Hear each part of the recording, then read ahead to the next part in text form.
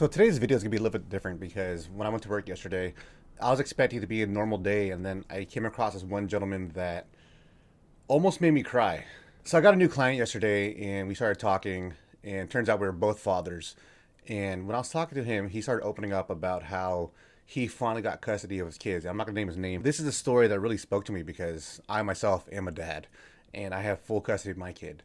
And I understand that it's difficult for people to be willing to give up custody for their child because I absolutely was not. So for him to be able to get custody for his daughters and them being so young and hearing the story as to how he was able to secure that, you can only imagine putting yourself in that position and having to face that level of adversity and imagining your daughters going through what they've gone through literally almost made me cry. I was in the shop trying to hold it together, just envisioning what I would do if I was in his shoes. And it wasn't too far off of what he had to do. And it's not like he had to do anything egregious or violent or anything by any stretch of imagination, but could you actually do what it would take to ensure that your family is safe and sound, and to ensure that you're doing everything humanly possible to make that happen? I could never imagine being anything besides a father.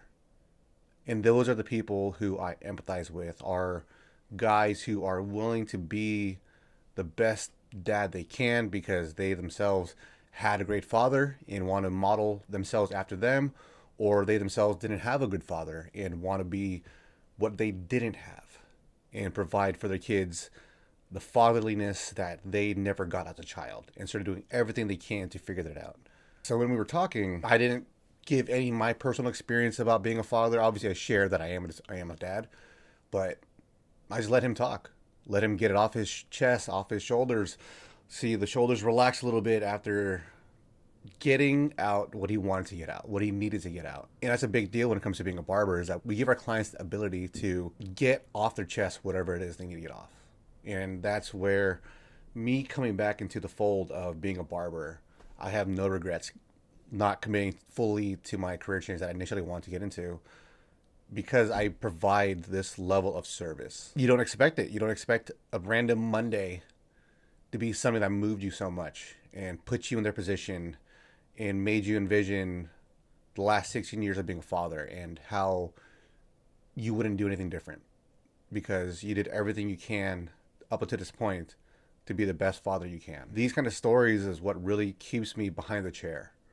Even though my body has broken from it, I've gone through so many personal life changes, it's still a place where I get to feel validated for what I get to offer people.